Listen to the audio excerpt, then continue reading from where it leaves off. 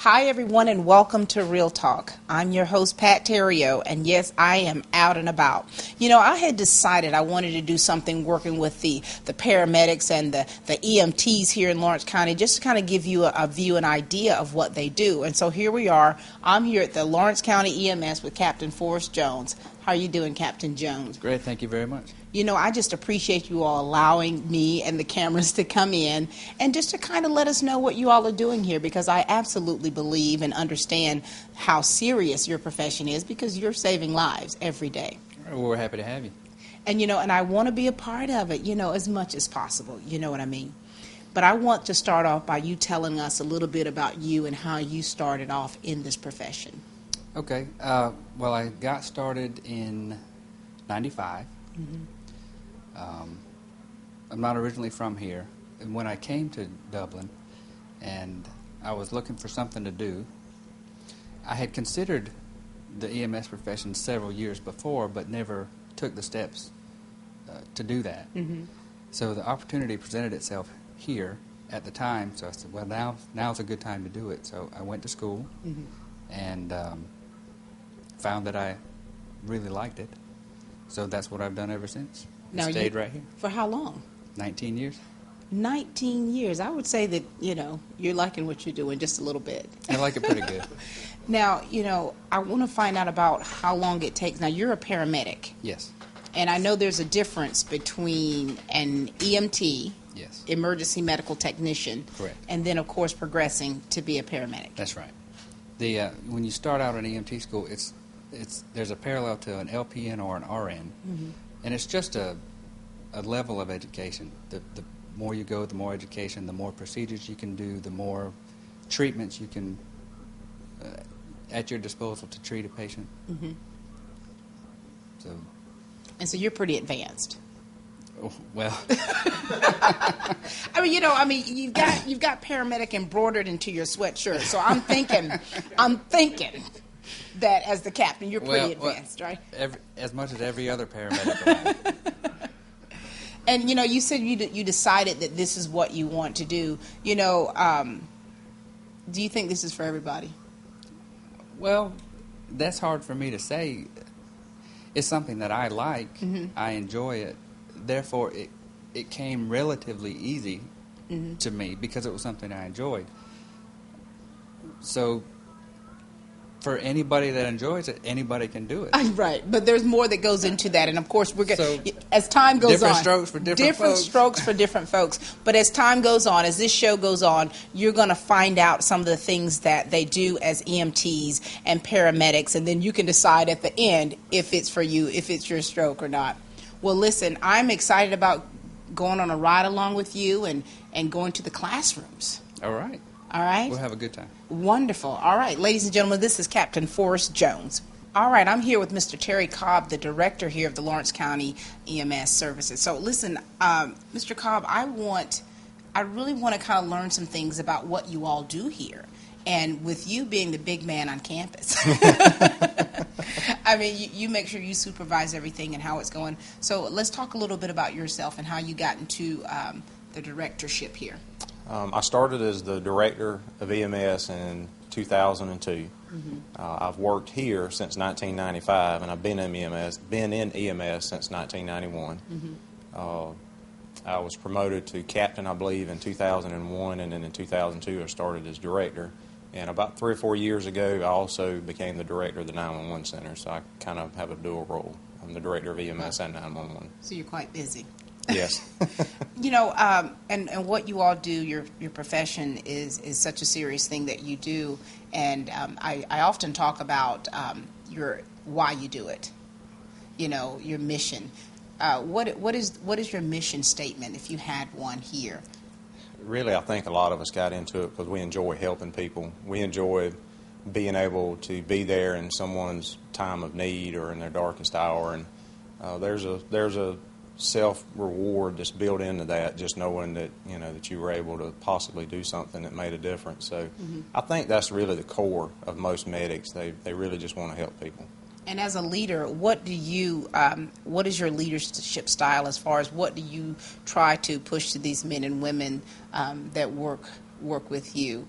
on what they need to do in order to accomplish these missions? Well, we want to provide, the medical field is an ever-evolving field. It changes a lot. So we try to keep up with the latest technology and trends, and basically we want to treat every patient that we come across as if it was one of our own family members. And, we're a community-based organization, so we're owned and operated by the Board of Commissioners here in Lawrence County. So we're here to serve all of the public, both the people that live here as well as the people that pass through. Absolutely, and I certainly, I appreciate everything that you all have done, because you've done much for my family, and I can say that. And I'm looking back here; it says Georgia EMS of the Year for 2011.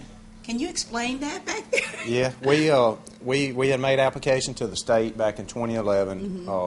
It's a very prestigious award. We were selected statewide amongst probably a relatively crowded field of nominees. There's a secret committee of basically it's a peer review committee that makes the selection based on the nominations that came in. So we were very honored here in Dublin, Georgia. I consider us to be a medium-sized service. So there's a lot of larger services out there that have a lot more resources and a lot more accolades to bring to bear. So I think it was very humbling for us to be able to receive that award in 2011. Absolutely, and very prestigious. That lets us know that you're doing something right. Thank you. And because of this field, you have to be very focused. What do you do, or what do you allow? How do you kind of deprogram? How do you what kind of stress relievers do you have here? We don't really have any stress relievers. I think that's just part of. I think that's part of the right nature and personality of a good medic is to be able to go from being asleep to working a cardiac arrest in the middle of the night and being able to focus and remember your drug dosages and to be able to think ahead. Because not only do you have the step that you're on right now, but you're planning ahead for 3 steps from now. What are you wanting to do with this patient? Right. So I think it's just part of the inherent nature of medics. And you're talking about how the medical field, how things are ever changing. Do you have to take continuing education courses to kind of brush up on certain things or learn new methods? Yes, we have to take continuing education both to refresh us in our existing skills as well as to learn about new technology and new procedures and the latest advances in EMS. Well, listen, I'm excited about kind of getting some hands-on stuff. I appreciate you allowing me to put on just a little bit of gear. I'm not trying to impersonate an EMT. I just want to, get that out there. But I just appreciate you all welcoming us in and just kind of showing us what you do so that the public out there they already appreciate you, but just give a greater appreciation for what you do. And we appreciate y'all coming in and letting the public get an inside view of us. All right, Director, so I'm ready to get started. All right, well, let's go. All right.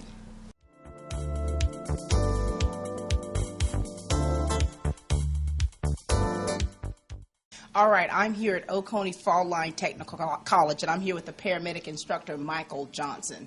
Hey, Michael. Hey, how are you? Now, I've already kind of had a little dialogue with your class back here, and there's some kind of bunch. They are. Good, close, tight-knit group of people. We like to have fun and learn at the same time, so real family-oriented and have a good time. And I believe that. And so I kind of want to know what's required, as far as, let's say, someone like me who wants to become a paramedic. Okay. What steps do you have to take? What's that process like? Well, first, you got to be 18 years of age. Meet the requirements. You got that by 6 months, 8 months, I see. Correct. You've got to meet all the state requirements. Have a GED or a high school diploma, either one of those two. And then we'll enter you into our EMT program. The EMT program takes roughly around a year. We do an EMT and advanced EMT combined into one. Once you complete that, then you can complete the core classes either alongside of those EMT classes or right before coming into the paramedic program. The paramedic program will then run roughly a year. It's a daytime program for paramedic. Typically an evening program for the entry-level EMT and advanced EMT. Most of those folks have jobs, so we're having to work around their schedules, and we do offer that at night for that purpose. So roughly right at 2.5 years to finish up your paramedic, depending on what kind of circumstances you have. If you have a family, a full-time job, things like that, those circumstances can extend that length of time or help you speed it up if you have the lack thereof. And now, so for you as an instructor, tell us a little bit about yourself or how you got to where you are. All right. Well, I've been practicing now since 2004. I started my EMT program actually in 2003 in Statesboro, Georgia. I was born and raised in Dodge County and moved back home and worked in Dodge and worked here in Lawrence County for roughly right at 4 years full time. The opportunity came up here at the college to have an instructor.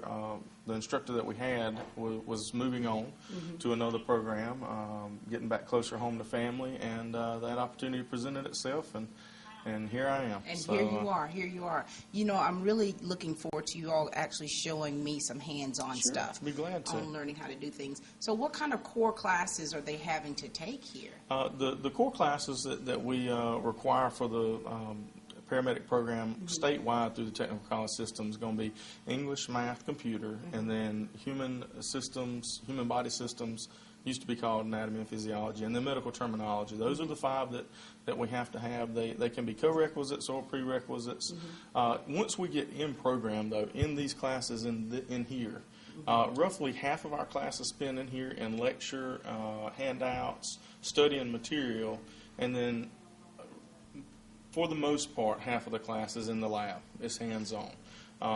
We like to do in our profession, and we don't like to sit a whole lot. Right. And so we try to mix it up, and that way you get the auditory learners here that like PowerPoint. That's great. But for the ones that don't, we move into the lab and put our hands on stuff, and everybody can grasp more when we start doing those things and help solidify what we've gone over in here. Absolutely. And I think that's great because I'm a kinesthetic learner. Absolutely. I have to have my hands on doing Yes. something. I think that's how I retain it. Yeah. Sitting in here, I see you got the PowerPoints. You guys just took a big test, right? Yeah, they did. They love those. I can tell. Well, not to interrupt you.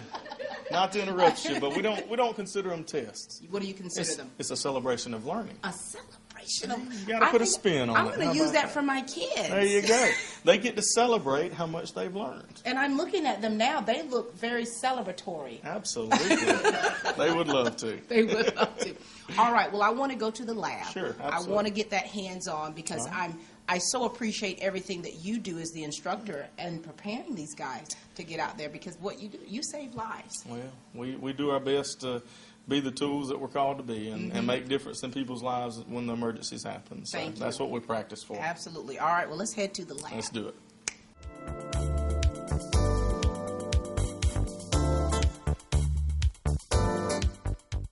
All right, I'm here with Michael Johnson. We are now in the lab, and so he's getting ready to do some demonstrations for me and for you guys, and he's going to show me how to intubate. And what else are we going to be doing? First, right before we intubate, you'll be using the BBM. You'll be breathing for someone. And what is the BBM now? It's a bag valve mask, and that's the simpler technique that we use.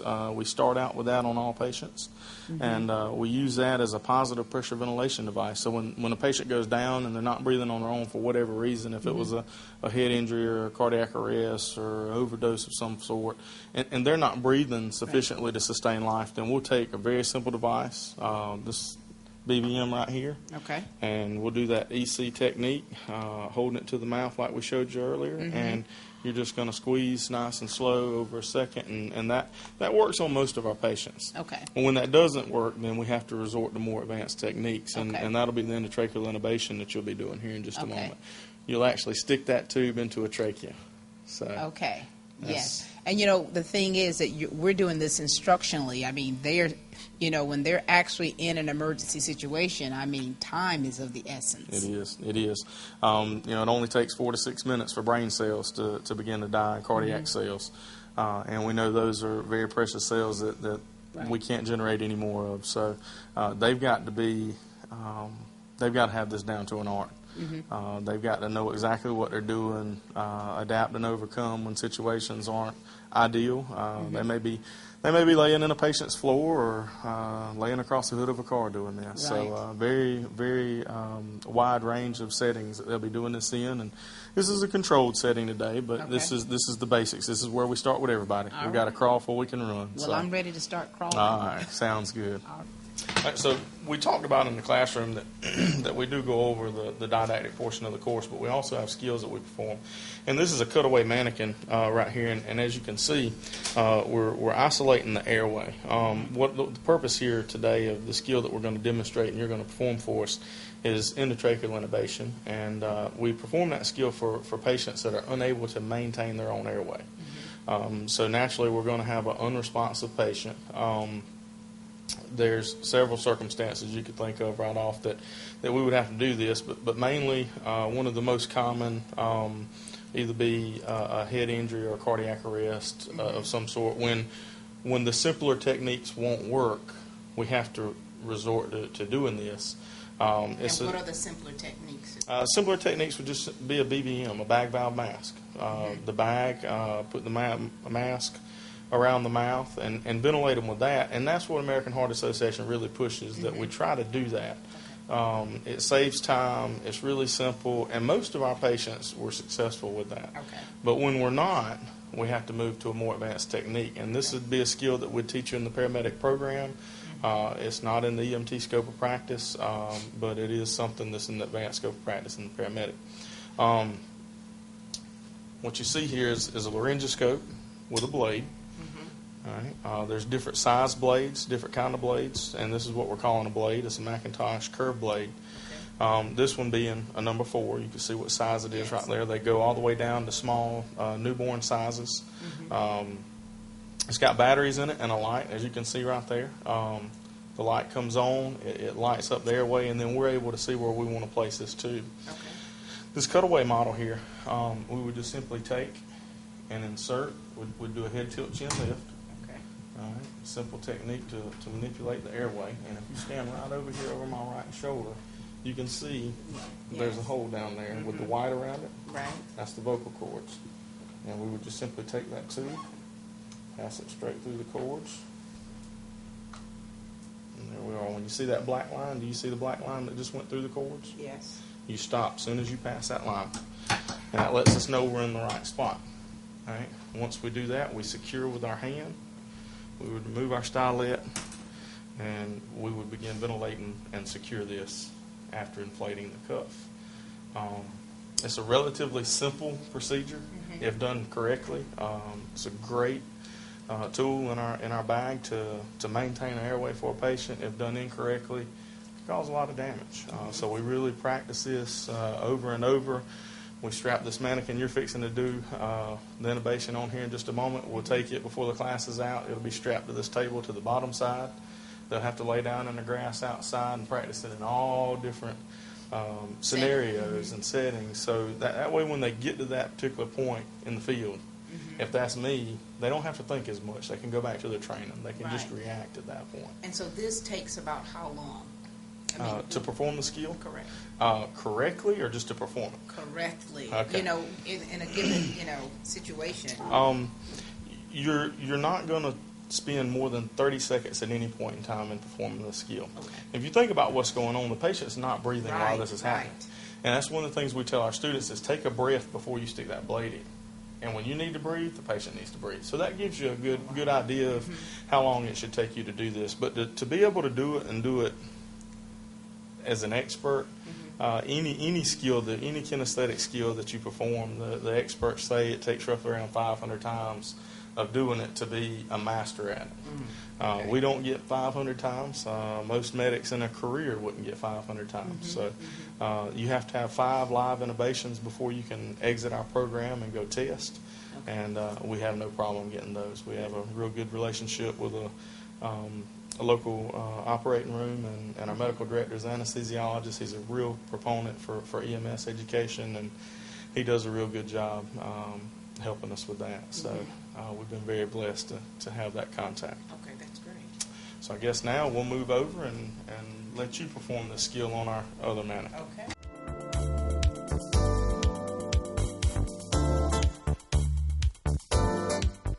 All right, so as we notice that our patient's unresponsive and not breathing, I told you earlier we would use our BVM.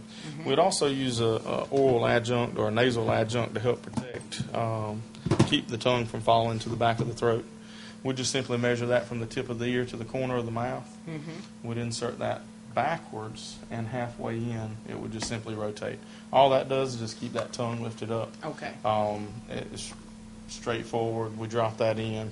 They can't have a gag reflex, of course. We're going to do that EC, as I told you earlier. You're making a C and you're making an E. Mm-hmm. We're going to wrap our C around the top here, and our E is going to go down to the bottom jaw there. Mm-hmm. We're going to do a head tilt chin lift, Okay. and I'm going to push down and pull at the same time, making a good seal, good tight seal.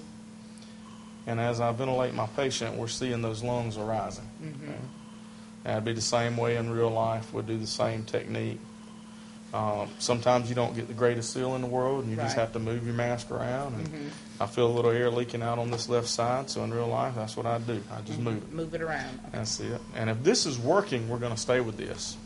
If for some reason this isn't working, or it's not protecting the airway, then we'll move on to that more advanced And skill so like when I showed you. You say if this is working, you stay with it. For how long do you stay with? And until we turn the patient over to the ER. I got you. If that's working. If we can get good chest rise and fall, and of course our patient's not breathing, so every 4 to 5 seconds we'll be squeezing. If this will work, we'll carry him to the ER this way. I see. If we're not able to get good chest rise, or if we don't have good compliance with the bag, our heart rate starts to go up. Any other physical findings that we're Right. noticing with the patient are out of whack, then we'd move on into a more advanced airway. And so even though you're doing this, there's still a whole lot of other things going on. I mean, so it's not just, You've got life going on, quite right. literally. You're still having to check the pressure and Absolutely. and all of those different things. Okay. Very Heart good. rates and all that good stuff. So once I'm ready and my equipment, my partner would then do that while I check everything. And once it's checked, we would quickly, this is one of the more advanced devices that we can use. And what is this called? This is the King Vision system. It's produced by King System. It's a laryngoscope with a screen on the top. And if you can see it there, you can actually see on the back side what we're looking at inside. There's a lot less manipulation that has to occur with this system versus the more simpler systems, Right. which is what's more common throughout the state. Okay. We would simply insert this, going back behind the tongue, and as you see, it just fell right into It place. certainly did. Flip the epiglottis up, and it isolated those cords for us right there. We would watch that tube pass through, and I'm lifting that handle. Right. You don't rock back like I'm doing there. Right. That's wrong. You lift it up, and it passes through, and then we'd simply move it out of the way. We would inflate our cuff, and my partner at this time would unhook that mask from that BVM Really? Okay. I'm the partner. and hook it up right there, Just put that and on. ventilate my patient. That's it. And there we are. Chest rise. Ooh, That's it. was that supposed to happen? That's it. Just release. Oh, okay. That's a pop-off valve that you're hearing that Oh, noise okay. right there. Okay. As you're squeezing, you're holding a constant pressure, and when you let go, that valve's just fluttering. Got it. That's it. Oh, wow.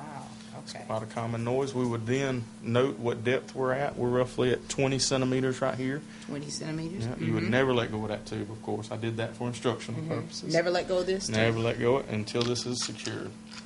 And you bring your commercial device or your tape, whichever one you have, or whichever one you have a preference for using. But I'm still doing this. That's it. Still breathing full. We would bring that in. Hook the tube in here at this point. And what this is going to do is prevent that accidental removal of the tube. Removal of it. And it keeps it in place, for sure. Holds it in place, holds it tight. That would come up on this side. And it would secure down. And And now we don't have to hold that tube You don't have to hold it. because it's being held. So we're this good is to a go. two-man or, a two-person job. It is performed upon occasion with only one. Okay. It is ideal, absolutely, to have some help. To have some help. Yes, that's in the perfect world. Okay. In EMS, we don't always work in the perfect world, but absolutely, if you go to the operating room, they've got 2, if not 3 people that's standing around making sure everything's done just right. But we don't have that luxury. So Gotcha. sometimes you're going to be by yourself. Gotcha. Either way, you've got to be ready no matter what. You got to be ready. Okay. All right. Well, let me try this. Sure. Okay, I did So that. that's Took that fine. out. That's fine. You just take that off. That's fine. Wait a minute. Don't worry about it. There we go. Okay, And even in the real world, we deal with the same thing. It's a 15 millimeter adapter that goes into the ET tube, and it gets stuck in the BVM sometimes. Okay. Yeah, you just adapting over time. But anyway, we'll take and deflate that. If you'll plug it in the back, push hard, and then you'll be able to pull that air out with that syringe. Oh, what would I be able to do? Just pull that air out. There you go, and that's good. Okay. And what you just did was deflated that cuff on the inside, because that tube goes in the trachea. Because it's got the little cuff on. I've seen and then that her. cuff blows up. Oh, my Yep. God. That's your pilot balloon up here. It just shows you what's going on down with Okay. the distal balloon. All right. Now You I'm just going to pull pull it that out. That's fine. That's it. All right. Okay. Now I'm about to perform this. All right.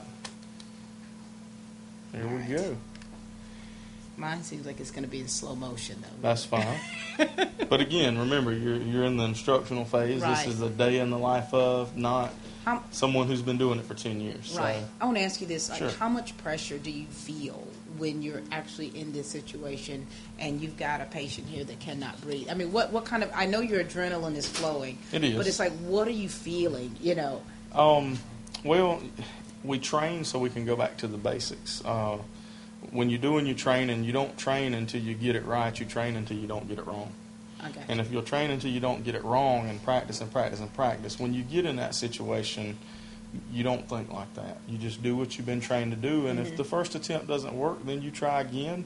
If the second doesn't work, we resort to something else. You know, we have to rely on our training. We have to go back to the ABCs. Yeah. You know, it is a patient, or we are working on a patient that's laying in front of us, but you know, you've got a job to do. Right. And if you let that emotional factor get tied up in what you're doing, it's going to hamper the ability to do your job. So I really encourage my students and work with them not to let that emotion get caught up. Do your job, do the best you can do, and whatever happens, happens. And you just resort to your training. And so that's what keeps you focused. It is. You think about, you know, this is a patient, you know, you have been trained to do this, and you're skilled to do this, and you do it until, okay. Rely on your skills. Rely That's on all your we can do. skill. Okay.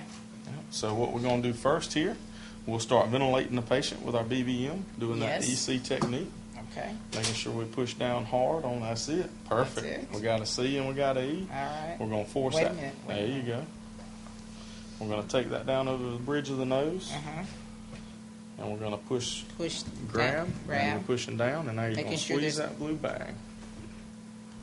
And you got great lung rise right there. You're doing a great job. One of the things we teach our students when they're doing this is after they squeeze and let go, we'll go 1, 1,000, 2, 1,000, 3, 1,000, 4, 1,000, and 5, 1,000. We'll squeeze again. That just kind of helps, you know, give you an idea how often you need to be squeezing.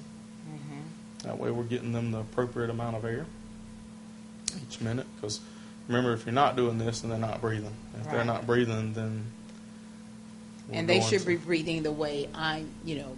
Well, I don't know. that's kind of funny. 'cause Given the situation, I'm like, when you're there, you go. When your adrenaline gets to pumping, you know, know, you just never know. yeah, Okay, So but we a try to- controlled breathing is how they Absolutely. should be. absolutely. You know, that's what I need to think about is Yes. getting controlled breathing. Yep. About 12 Okay. breaths a minute, every 5 to 6 seconds. 12 breaths a minute. Okay. So, roughly. So if this doesn't work, this is not working. And then we would move on to our more advanced technique here with Okay. our system. I've got everything checked for you, as Everything a is checked? good partner would do. Okay. And we're going to hold that with our left hand. Wait, this? Yes, ma'am. There you go. And you're going to rock that head back with your right. Why is that? That's standard technique. The way these blades are designed, they're designed to go in on the right side of the mouth Uh-huh. and to move to the left. And as you move to the left, you're actually pushing the tongue out the way. It's So just- am I inserting this with my left hand? You would be. Yep. And I'm right-handed. Even though I'm right-handed? I'm Wow. right-handed. Okay. And it's just something you just Have to do. learn to do. All it. right, so I've got them tilted. All right. Now you would stick the tip down, follow the tongue back. Wait a minute. There you go. All right. Now you're a little too far down. I'm too far down? So what you'll do is just pull back a How little did you bit. know I was too far All right. down? I mean, Just what can you tell? Looking at the anatomy, just knowing it. All right. I see the cords, and you could probably pass it there, but if you'll take and slide it back just a little bit, Slide it back just a little? Okay. and then raise up. Now you see the epiglottis. I That's do the see tongue. That's the tongue at the top, epiglottis, and we want to go right down right there. Bam. Right there. That's it. It's called the vallecula. Okay. You're in the magic spot. I'm in the magic spot. Advance the tube with the right hand. Mm-hmm. About right And there. you're in. Hold the tube down with your right hand against the mouth. So Wait if a you'll minute. slide your hand down to the bottom of the tube. Wait a minute. Right. This? No, ma'am. To the tube. This? There you go. Okay. Anchor it to the mouth. So set your hand down on the mouth. Oh, like that. And hold that tube. Okay. Tube only. Tube only. There you go. Now you can remove this device and just slide it out. And your tube stayed in place. Okay. Now a good partner would have already been over here Getting that off. and hooking it up for you. Okay. Never lose control of the tube. That's it. And the last thing but not least, always inflate that cuff. Mm-hmm. And we've got. And they're the lungs. There you go. Oh, wow. Am I supposed to be doing both of these? Now you can ventilate. I'll let you Okay. ventilate. How about that? Now you have a direct, Mm-hmm. a tube going directly into the trachea, Yes. and that's going to help prevent aspiration. Wow. If they vomit, stomach contents coming up, Mm-hmm. it's going to keep that out of the lungs. If there's any swelling from trauma or anaphylaxis or anything like that, Mm-hmm. we've got a much more secure airway at this Oh, point. wow. So it is the most preferred airway, Mm-hmm. but that doesn't mean we go to it first, Gotcha. even though it's the most secure, maybe I All should say. right. Yeah. You just performed. I just performed it. That's How about awesome. that? Okay. Well, thank you. Ready to shock somebody? What? We'll save that one for a later Yeah. date. We'll be back in just a moment, guys.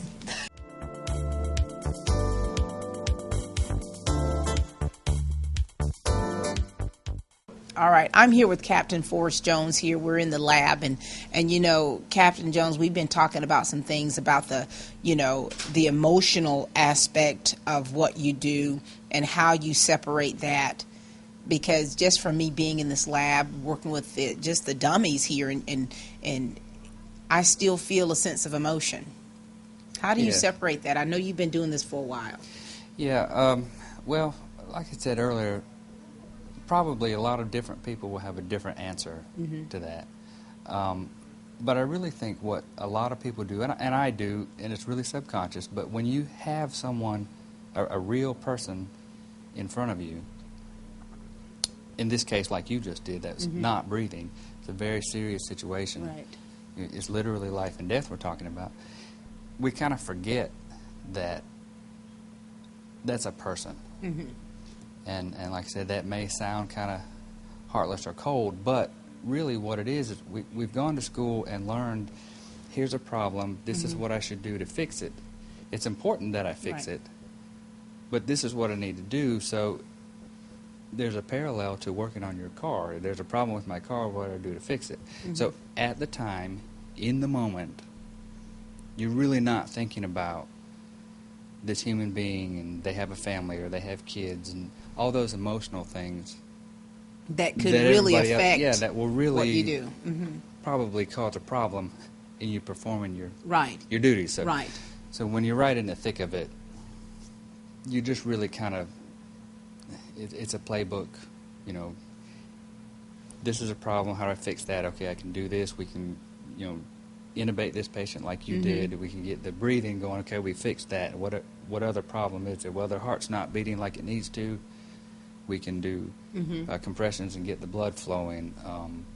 You know, what else do we need to do? Well, we think maybe there was some medication problem, so we need to have an IV, and then we need to maybe give some medications to maybe counteract some drugs or whatever. So you're going through all these procedures Right. or actions to fix a problem. So you really kind of don't think about the emotional aspect until it's all over with. Right. But I understand that because I'm thinking with any medical profession, you know, doctors, surgeons, you know, you have to really, you know, look at, this is medical science here that It you're is. doing. You are saving lives. And so you have to be able to compartmentalize a little bit because otherwise you'd be crying over every patient. Oh, That's God. right. That's But, right. you know, And you wouldn't get anything You done. wouldn't get anything done. And so that's how serious what the paramedics and the EMTs do and how important it is for them to stay focused because you have to stay focused. You do. All right. Well, I'm ready to get to doing something else. You know, Michael Johnson just showed me some cool things, and I'm ready to use one of those, what do you call it, defibrillators?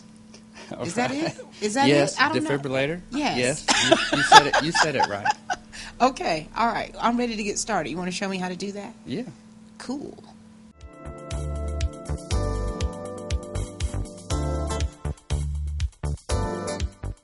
All right, we're back here at the lab, and these guys are getting ready to show me some pretty interesting stuff. Now, which one of you are going to instruct me on how to defibrillate? Is that right? That's correct. Okay. That's correct. I'll tell you what. Michael, standing over there, he'll show you the hands-on part of it. Mm-hmm. I'm just going to explain a little bit about what's happening. Okay. Okay. In this particular case, and it kind of goes hand in hand with the not breathing patient. Mm-hmm. When you have a patient that is in cardiac arrest, and we're doing all these things, intubation being one of them, Mm-hmm. this machine we have over here, cardiac monitor, we would have some wires hooked up to the Okay. patient Mhm. so that we can see what rhythm their heart is in. Okay. And what that is, it's an electrical display of what the heart's doing Mhm. or not doing. Okay. So in some cases, the heart is physically just sitting there and quivering. Mm-hmm. And it's not beating, it's not pumping blood. Right. It's fibrillating. That's what that's called. Oh, I see. We need to defibrillate. To get it to actually We need, start we pumping need that heart freely. to stop doing that. And to start pumping freely. Correct. So to do that, we use electricity All right. to defibrillate. Michael, Okay. we use this machine to defibrillate your patient. All right. Okay, Michael. Now, As Captain Jones was explaining to you, we have up there what will be known as ventricular fibrillation. Mhm. That's what I've got it hooked up to our rhythm generator. We've got Okay. that on a patient in real life. And we would take these paddles, if this was the style that you had, or hands-free pads. We would press our charge button, which would then charge these pads Charge it up. up. We're going up to 150 joules. All right, and now it lets me know that these are hot. Don't touch anybody with them. So I'd go to my patient or our mannequin. I'm going to apply it to the defibrillator sites. All right, and then I'm going to say, I'm clear, you're clear, everybody's clear, because this is a real monitor. clear. Clear, and I shock. In real life, you would get the movement from the patient. And our goal with this is to send that patient into asystole, despite what Hollywood wants to portray on the movie screens. Well, that's the only thing I've been watching is, So- what Hollywood shows. Yeah. But this is the real deal. That's it. Okay. And so this printout here that we're seeing, Yes. does that show the activity of his heart? Of a person's heart that is going to die if we don't do what we do right here. Wow. Correct. That monitor automatically begins to print right after he's shocked to capture on a record what the shock did or didn't do. Okay. Did it work? Did it not work? Right. And so that's a feature built into the monitor. Okay. And once you hit those buttons, it's gonna start printing. Printing out. Okay. All right. Very good. Now I'm gonna. Ready to try it? Yes. Anything. give it a I whirl. think anytime you mention shock, Yeah. that kind of takes me back a little bit. Yeah. All right. So we're ready.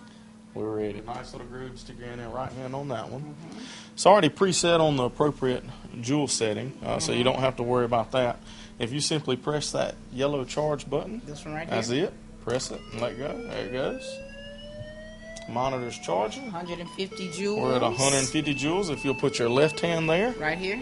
and your right one over here, As you're leading. I'm actually short. I can hardly even okay, reach this. and take your index finger This or one? thumb. Hold on. Wait a minute. You're vertically challenged. I not am. Short. I am vertically challenged. There you go. And Do at I have it on the same right time- spot? Yep. At the same time, there you go. Fine. Uh-oh. At the same time, press both buttons. Clear. Clear. Clear. All right. And you shocked. Abnormal energy delivery. You weren't quite touching the metal piece. You were touching the patient, but you didn't touch the metal piece on the other Because side, I'm so it vertically didn't. challenged. See, you're not short. Got it. Okay. Wonderful. All right. Thank you. You know, I really appreciate the time that you all are taking in showing me, just a smidget of what you all do, and I do take it very seriously, what you do, your profession, and I just, I'm trying to separate my own emotion from this, from Larry, the mannequin. But listen, I want to thank you all so much. I'm ready to go for a ride and actually What am I going to be doing next? Well, You lunch want to is teach me? coming up really soon. Lunch. Is that what we're doing? We're going to lunch. You're buying, right? I'm buying my treat. Yes, we'll go. We'll get in the ambulance. We'll look around at the equipment that's in there, where it is. Some of it's going to be what you've just seen, but Okay. there's a fair amount that you haven't. Kind of explain some of that, what goes on in there, and we'll go down the road. We have another Larry, his cousin, Okay. or his other brother Larry, Right. in the ambulance that you'll be able to sit there on the squad bench and or stand up to maybe do some chest compressions, go down the road, because it feels a lot different in the back of a moving ambulance than it does here in a classroom setting. Okay. Well, I'm ready to Absolutely. go for it. All right. We'll be back in just a moment, guys.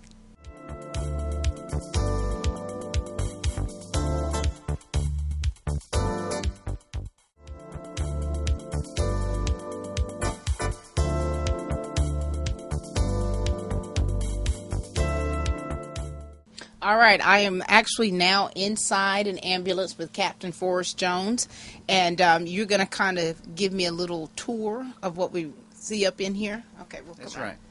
Well, some of the same things that you'll see in the classroom setting. There's that equipment that's physically now here on the ambulance for real life. One of which is a cardiac monitor, Okay. and this particular model has multi-functions. Yes, it will monitor your cardiac rhythm or your heart rhythm, Right. but this particular machine will also, will take your blood pressure. We'll put a little probe that's on your finger to measure how much oxygen is in your blood. Okay. We'll also measure how much carbon dioxide is in your blood. Gotcha. So we'll do several things. Behind you over here, that may be a little Let's see if I difficult for the I'm camera. going to come out right this here. Is a cabinet's got several pieces of equipment that they're kind of hard to see and they're kind of boxed up. But one of the things in the classroom is an intubation kit, Okay. which is right up in this blue bag right here. That we would. You don't put it on the patient like that. In general terms, no. Okay.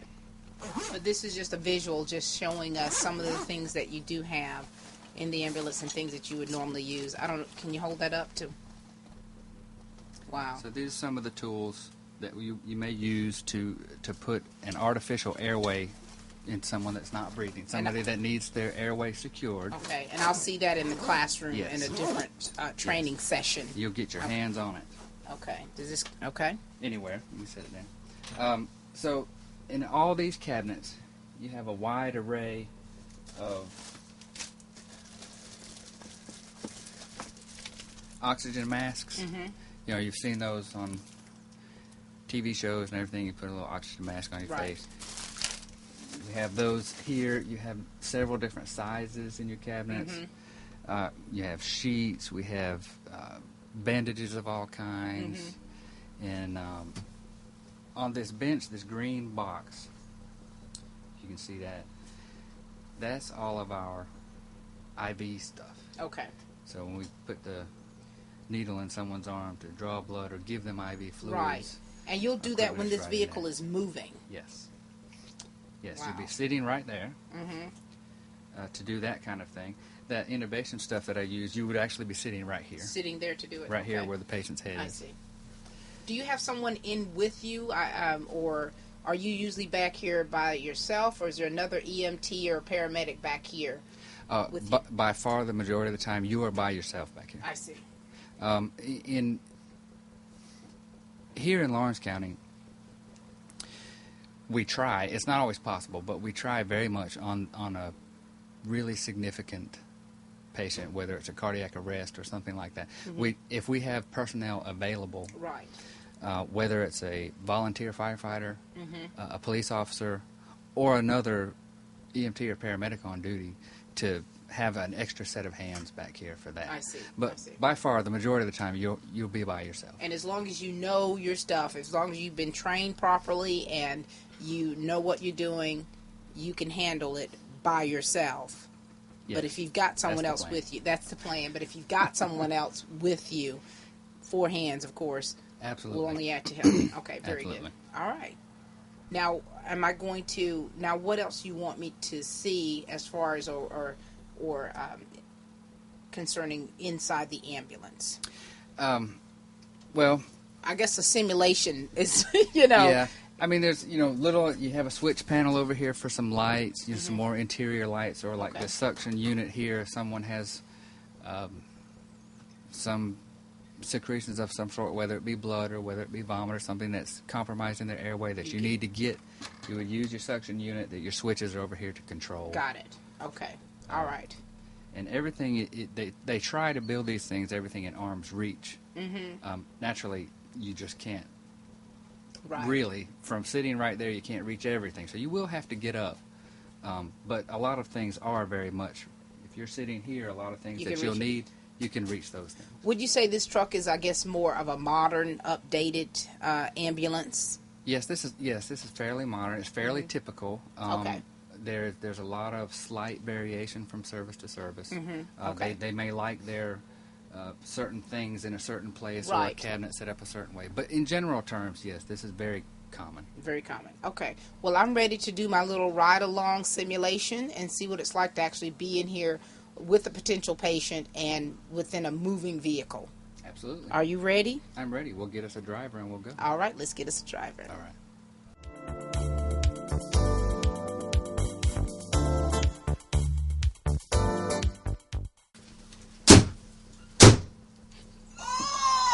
Claustrophobic! Get me out of this thing! You don't get car sick, dude. Oh!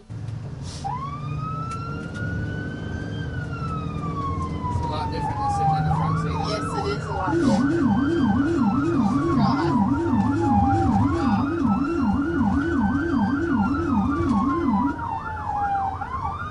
It's always amazing to people, particularly students, when they get out of school or their first ride clinical for the first time. Really, when they get to do the job for them to drive, because as students they don't drive. So they really have no idea how big of an effect the back feels to a small action or correction driving. Acceleration, braking, turning, is so accentuated back here.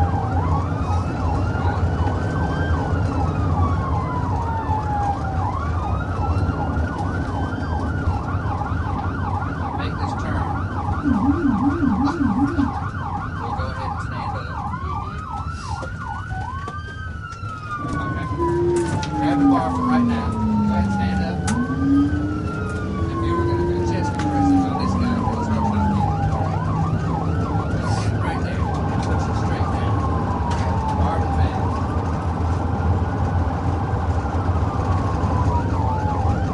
Just keep doing that for a little while. And if you feel like you're about to fall, reach up and grab someone. It's okay. It's all right. And just imagine doing that for an extended period of time. Don't stop. You gotta keep going. Keep going. Still have to remember, and that's where the training and the practice comes in, that you don't have to think about that so much. You practice and train so much. Well, regardless of whatever's around you, you see my face I right do now? see your face. Are you nervous? Yes, I am. Because I'm okay. I'm good though. That's But all I right. mean, But I was thinking now, we sit here for just a sec here. Let me hold you. you gonna check my pulse? It's me. Can you get both of us right now? You're good. You know, Captain Jones, being in this ambulance and with all the movement and all of the intricate things that have to take place, I mean, my adrenaline just shot through the roof, because it's like I just found it hard just to be able to be steady myself.